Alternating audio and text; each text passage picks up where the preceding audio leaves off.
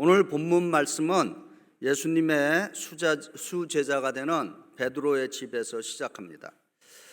여러 해 전에 이스라엘을 방문했을 때 갈릴리 호숫가에 있는 베드로의 생가터라고 지정된 장소를 방문한 적이 있습니다. 제가 본 이 베드로의 집터는 그 동네에서 가장 큰 집이었습니다. 우리는 베드로는 가난한 어부였다 이렇게 생각하는 경향이 있는데, 성경을 읽어보면은 베드로는 어부를 거느린 갈릴리 지역에 그래도 나름대로 선주였다라고 하는 것을 알 수 있습니다. 베드로는 고기 잡는 자기 소유의 배를 갖고 있는 인물입니다. 그리고 베드로는 그의 동생 안드레 그리고 그의 친구 야고보, 요한과 함께 아마 고기잡이 동업을 한 것 같습니다. 그러다 보니 베드로는 함께 일하는 다른 어부 일꾼들도 이렇게 고용하고 있었던 것 같습니다. 오늘 성경 본문을 읽어보면은 베드로는 그의 장모님을 모시고 이제 살고 있는 것으로 나오고 있습니다. 이 마가복음 1장 29절은 이렇게 증거합니다. 회당에서 나와 곧 야고보와 요한과 함께 시몬과 안드레의 집에 들어가시니, 이렇게 증거합니다. 그런데 이 베드로의 지금 이 장모님은 원인을 알 수 없는 열병, 영어로 fever에 걸려서 지금 알아 누워 있습니다. 그래서 마가복음 1장 30절에 시몬의 장모가 열병으로 누워 있는지라 사람들이 곧 그 여자에 대해서 예수께 여짜온대, 이렇게 증거합니다. 그러니까 이 말은 베드로와 그의 친구들은 지금 베드로의 장모님의 상태에 대해서 지금 예수님께 이런 상태로 있습니다, 이렇게 말씀을 드렸던 것입니다. 오늘 지금 이 시간에 이 예배를 드리시는 분들 가운데 참 인생의 고통을 안고 지금 이 예배에 오신 분들도 있을 겁니다. 그리고 실제로 아픈 몸을 이끌고 이 예배에 참여하시는 분들도 있을 겁니다. 우리 모두는 정도의 차이는 있지만은 다양한 문제 속에서 살아갑니다. 관계의 문제, 가족의 문제, 개인 신상의 문제, 수많은 문제들이 있습니다. 이 예배에서 주께서 베풀어 주시는 그 치유로 용기와 희망을 얻기를 바랍니다. 그 내용이 우리의 개인적인 문제가 무엇이든지 간에 예수님께 진실하게 주님, 저를 이 고통에서 구해 주시옵소서. 주님, 저에게 은혜를 베푸시고 긍휼을 베풀어 주시옵소서라고 이렇게 기도드려 보시기 바랍니다. 베드로의 장모님은 지금 열병에 걸려 침상에 누워 있습니다. 그때 우리 주 예수께서 베드로 장모의 이 손을 붙잡고 일으켜 세우니까 그 순간 그녀의 열병이 떠나갔다, 이렇게 증거하고 있습니다. 마가복음 1장 31절입니다. 나아가 그 손을 잡아 일으키시니 열병이 떠나가고 여자가 그들에게 수종을 드니라. 아멘. 베드로 장모의 열병을 치유하는 사건은 예수님이 이제 갈릴리에서 두 번째로 행해 주신 예수님의 치유 사역입니다. 이와 같이 예수님이 베드로 장모를 만져주시듯이 우리 인생에도 회복과 치유가 있기를 바랍니다. 이 시간에 베드로 장모에게 하신 것처럼 우리도 이렇게 기도드렸으면 좋겠습니다. 주님, 저도 한번 만져주시옵소서. 그런데 이 베드로 장모의 이야기는 열병에서 나은 것으로 끝나지 않고 있습니다. 이 베드로 장모의 열병이 나았다는 것은 병치유의 목적이 있습니다. 그런데 이 열병이 나았다는 것은 예수님이 치유해 주시는 그 목적의 절반의 이유밖에 되지 않는다라고 하는 것입니다. 참 베드로의 장모가 열병으로 치유되었다는 것은 놀라운 사건인 것입니다. 그러나 여전히 질문은 치유받은 다음에 무엇을 하느냐가 질문으로 남는 것입니다. 한번 이렇게 우리들이 고민하고 주님께 아뢰는 기도들의 제목들을 한번 생각해 보시기 바랍니다. 내가 기도로 병이 나으면 무엇 하겠는가? 주님, 내 인생의 문제를 해결해 주시옵소서. 그래갖고 그 문제가 해결되면은 무엇 하겠느냐라고 하는 것입니다. 사랑하는 사람과의 관계가 회복된 후에 기도로서 회복됐는데 그 이후에 무엇을 하겠느냐라고 하는 것입니다. 기도 응답이 이루어진 그 다음에 무엇을 하느냐가 더 중요한 질문이다라고 하는 것입니다. 오늘 본문 마가복음 1장 31절에 나가사 그 손을 잡아 일으키시니 열병이 떠나가고, 반쪽의 진리인 것입니다. 그리고 그 여자가 그들에게 수종을 드니라. 아멘. 그러니까 또한 베드로 장로의 열병의 치유의 궁극적인 목적은 그들에게 수종을 들었다라고 하는 것입니다. 제가 우리 한국말 미국에서 이제 오래 살다 보니까 한국말 성경 읽으면서 왜 이렇게 번역을 이런 식으로 했나 하는 구절 중에 하나가 또 이런 단어예요. 수종들다. 이게 제가 볼 때는 좀 부정적인, 그렇잖아요. 우리 연속국을 많이 봐서 그런지 몰라도 수종을 들다, 좀 뭔가 이렇게 확 다가오지 않습니다. 우리 영어 성경 킹 제임스 버전은 우리말 수종 들다를 미니스터 이렇게 번역을 했어요. 그러니까 한국말로 직역을 하면은 병이 낫고 이 베드로 장로가 사역을 했다 이렇게 번역을 한 것입니다. 그리고 다른 이제 성경 번역들은, 영어 성경은 serve 이렇게 번역을 했습니다. 그러니까 수종이라고 하는 말은 한자어로는 말이 되는 것 같아도 한자 세대가 아닌 분들은 이게 도대체 무슨 말인가? 섬기다는 것입니다. 병 치료를 받은 후 곧장 섬기는 사람이 되었다라고 하는 것입니다. 근데 그러면 이 원어에서 무슨 단어를 이렇게 수종드니라로 번역했을까 하고 찾아봤더니 그 내용은, 원어는 디아코니아,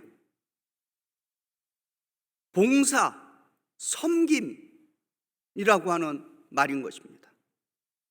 근데 이 똑같은 지금 여기에 쓰이는 이 수종드니라라고 하는 이 단어가 성경에 어디에 적용되는가 두 군데만 말씀드리겠습니다. 똑같은 단어가 마가복음 10장 45절과 사도행전 6장 2절에 이 수종든다라고 하는 단어가 똑같이 쓰여지고 있습니다.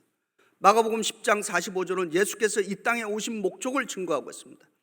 인자가 온 것은 섬김, 디아코니아를 받으려 함이 아니라 도리어 섬기려 디아코니아하고 자기 목숨을 많은 사람의 대속물로 주려 함이라. 아멘. 그러니까 예수님은 우리를 구원하시기 위해서 이 땅에 오셨는데 그 목적이 섬기러 오셨다라고 하는 것입니다. 그 다음에 사도행전 6장 2절은 신약의 최초의 교회인 예루살렘 교회가 직분자를 선택하는 목적인 것입니다. 이렇게 증거합니다. 12사도가 모든 제자를 불러 이르되 우리가 하나님의 말씀을 제쳐놓고 접대를 디아코니아를 일삼는 것이 마땅하지 아니하니 너희 가운데 칭찬받는 7을 선택하라. 아멘. 그러니까 교회의 직분은 섬김을 위한 것이다 라고 하는 것입니다. 베드로 장로는 열병에서 낫자마자 그녀는 예수님과 다른 사람을 섬기는 사람으로 변했다라고 하는 것입니다. 누워있던 환자가 다른 사람으로 섬기는 사람이 되었습니다. 누워서 다른 사람의 돌봄을 받던 사람이 병이 나아서 이제는 다른 사람을 섬기는 사람으로 변화됐다라고 하는 것입니다. 할렐루야. 그 독일 그 나치 시대에 그 나치 정권에 의해서 순교를 당한 보네포 목사, 이분은 교회가 왜 이 땅에 존재하는가에 대해서 이렇게 이분은 정의를 내렸습니다. 교회는 다른 사람을 위해서 존재한다. 다른 말로 교회는 다른 사람을 섬기기 위해서 존재한다. 이렇게 교회를 정의를 내렸습니다. 하나님 나라는 우리 주 예수 그리스도를 통해서 섬김이 있는 곳에 임재한다라고 하는 말씀인 것입니다. 베드로 장모처럼 우리도 우리 인생의 목적이 섬김이 우리의 인생의 목적이 되었으면 좋겠습니다. 몇 해 전에 한국의 여론조사 전문 기관에서 한국 리서치라고 하는 기관인데, 거기서 불교, 개신교, 캐톨릭, 원불교, 이슬람에 대한 일반 사람들의 호감도를 조사를 했습니다. 근데 사실 이거는 우리한테는 좀 불편한 진실입니다. 특히 믿지 않는 사람들에게 우리 불교, 개신교, 캐톨릭, 원불교, 이슬람에 대해서 호감도가 어떠냐 이렇게 물어봤습니다. 믿지 않는 사람들이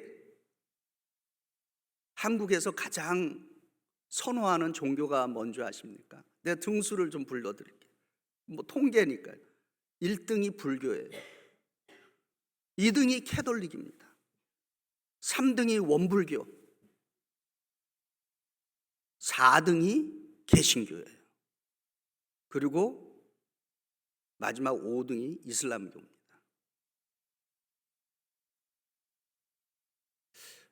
오늘 우리가 베드로 장모의 이 섬김을 통해서 우리 교회가 회복해야 하는 것이 무엇인가를 좀 이제 말씀으로 좀 적용을 해봅니다. 첫 번째로 베드로 장모가 열병에 낫자마자 가장 먼저 한 일은 공식적으로, 공적으로 이분이 한 일은 타인을 섬기는 것이었다라고 하는 것입니다. 마찬가지로 오늘 이 시대에 교회가 회복해야 되는 일은 교회의 공적인 역할을 회복해야 하는 것입니다. 공적이라고 하는 말은 뭐냐? 이 사전에 정의해 보면은 개인 혼자만의 영역과 구분이 되면서 다른 이 생활의 영역, 사회의 다른 구성원들과 상호작용하는 이 영역을 공적인 영역이라고 그렇게 말하고 있습니다. 그래서 교회는 세상과 소통하고 지역 사회를 위해서 봉사하고 섬기는데 본이 되어야 한다라고 하는 것입니다. 이렇게 교회가 바뀔 때 교회가 공신력을 갖고 사람들에게 호감이 있는 신뢰도를 회복할 수 있다라고 하는 것입니다. 사도행전에 나오는 초대교회가 세상 사람들에게 공적인 영역에서 어떤 평가를 받았는지를 증거하고 있습니다. 사도행전 2장 47절을 제가 표준어 세번역으로 읽어드립니다. 하나님을 찬양하였다. 그래서 그들은 모든 사람에게 호감을 샀다. 주님께서는 구원받는 사람을 날마다 더하여 주셨다. 아멘. 부흥은 결과로 따라온 것이지 그들이 삶을 이렇게 살다 보니까 하나님께서 그 결과로 수적인 부흥을 더해 주셨다라고 하는 것입니다. 초대교회는 공공의 섬김, 공적인 삶의 섬김이 다른 사람들에게 호감을 받았다라고 하는 것입니다. 우리 모두가 또 우리 주변에 있는 사람들에게 저희가 예수 믿고 산다라고 하는 것이 호감이 있고 좀 매력적인 신앙인들이 되는 공공의 섬김을 살아낼 수 있기를 기도합니다. 두 번째로 베드로 장모의 섬김은 자기의 이득이 아니라 진정으로 공동체를 섬기는 것이었다라고 하는 것입니다. 우리가 사는 이 미국은 이 청교도의 그 신앙 사상을 무시할 수 없습니다. 이 청교도들이 처음에 이 땅에 들어올 때 최초로 한 그 설교가 있습니다. 그 내용이 뭐냐? 언덕 위의 도시, The City on a Hill이라고 하는 그 설교입니다. 근데 이 언덕 위의 도시 그 비전은 마태복음 5장 14절부터 16절에 예수님의 산상수훈에 근거한 말씀입니다. 예수께서 이렇게 말씀합니다. 너희는 세상의 빛이라. 산 위에 있는 동네가 숨기지 못할 것이요 사람이 등불을 켜서 말 아래 두지 아니하고 등경 위에 두나니 이러므로 집안 모든 사람에게 비치느니라. 이같이 너희 빛이 사람 앞에 비치게 하여 그들로 너희 착한 행실을 보고 하늘에 계신 너희 아버지께 영광을 돌리게 하라. 아멘. 이 미국의 청교도들은 이 언덕 위의 도시 시티 온 더 힐의 비전을 실천했던 것입니다. 그리고 이 미국 개척 시대에 감리교도들이 이 미국에 갖고 온 그 비전 선언문이 있습니다.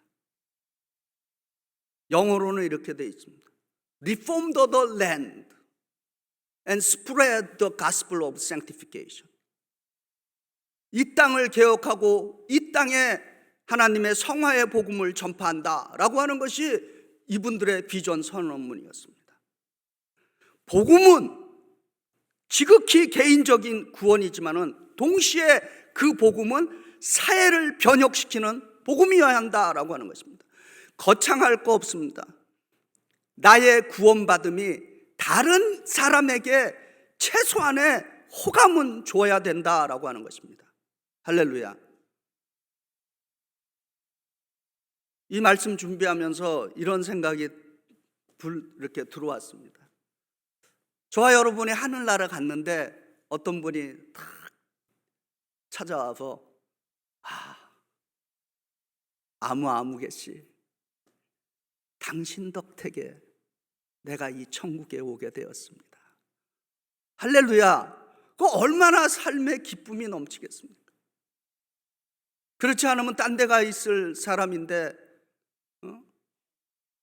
나를 만나서 우리를 만나서 그 사람이 예수님 계시는 천국에 있다라고 생각했을 때, 그리고 그 사람이 그거에 대해서 우리에게 감사할 때 참 믿음 생활한 그 기쁨과 보람이 있을 줄 믿습니다. 세 번째로 베드로 장로는 치유받은 후 성숙한 섬김으로 그 삶이 나타났습니다. 예수 믿고 구원받은 삶의 모습은 세상에서 성숙한 책임감으로 나타나야 한다라고 하는 것입니다. 사도 바울은 에베소 4장 13절에서 예수 믿는 그 사람들에게 믿음의 목적을 다음과 같이 가르치고 있습니다. 이거는 이 구절은 제가 공동 번역으로 읽어드립니다.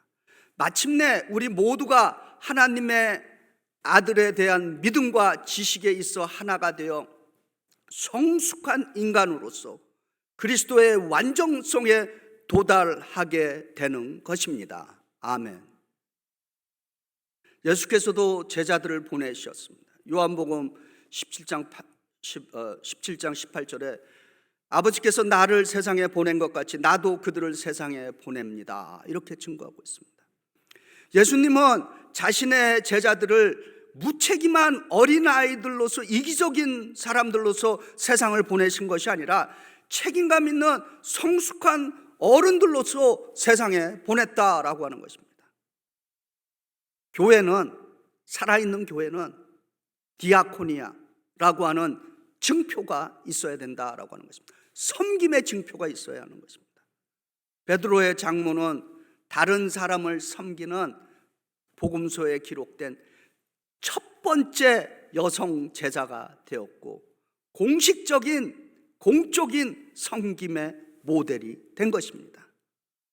베드로의 장모의 치유 이야기는 오늘 우리들에게 치유의 목적이 무엇인지를 도전하고 있습니다.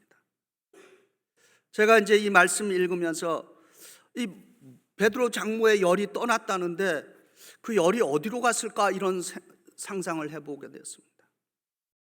열, 우리말로 열이라고 번역했는데 영어로 fever입니다. 열. 그런데 이 원어의 뜻을 보니까 불이에요. 불, fire, burning, 불타는 이 단어와 연결이 되어 있습니다. 오순절 성령 강림절에 임한 성령의 불, 파이어가 제자들에게 임했습니다. 마태복음 3장 11절에 세례 요한은 예수님에 대해서 이렇게 증거합니다. 그는 성령과 불로 너희에게 세례를 베풀 것이요. 아멘. 그래서 제가 생각을 해보았습니다. 베드로 장모님의 그 머리에 있던 열 떠나갔다는데 어디로 갔을까? 그녀의 머리의 열이 가슴으로 옮겨갔다는 상상을 하게 되었습니다. 머리가 뜨거우면 아픈 사람이에요. 그래서 성도들은 머리가 뜨거우면 안 됩니다. 머리는 차가워야 됩니다. 냉철해야 돼요. 그러나 가슴은 따뜻해야 되는 것이에요. 가슴에는 하나님의 불, 성령의 불이 우리한테 타올라야 하는 것입니다. 그래야 우리가 다른 사람을 섬기는 그러한 인생이 될 수 있는 것입니다.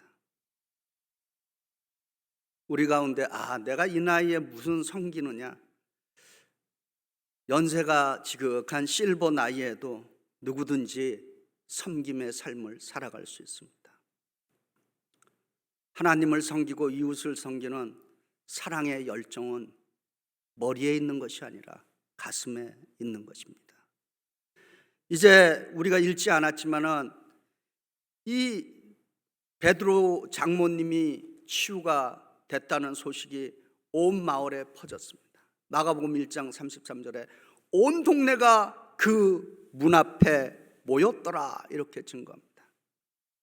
이제 베드로의 집은 환자가 누워있는 집이 아니라 섬기는 치유의 장소로 변화되었습니다. 오늘 이 예배의 장소가 우리 모두를 위한 치유의 자리가 되기를 기도합니다. 우리들의 소망, 우리들의 비전, 우리들의 성공의 궁극적인 목적은 다른 사람의 삶을 이롭게 하고 다른 사람을 섬기고 봉사하기 위함인 줄 믿습니다.